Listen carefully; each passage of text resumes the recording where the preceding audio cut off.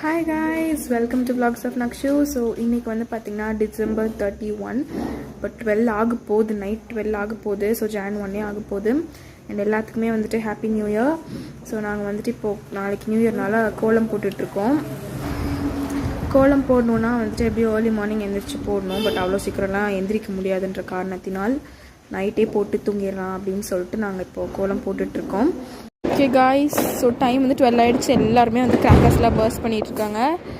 So இதுதான் வந்துட்டு கோலம். சின்ன வாசல் தான், அதனால் லைக் பெருசாக இருந்தது. பட் ரோடு வந்து எக்ஸ்டெண்ட் பண்ணுறேன் அப்படின்னு சொல்லிட்டு வாசலெல்லாம் வந்துட்டு பாதியாக இது பண்ணிட்டாங்க. ஸோ இன்னொன்று வந்து பார்த்திங்கன்னா சைடில் இருக்குது.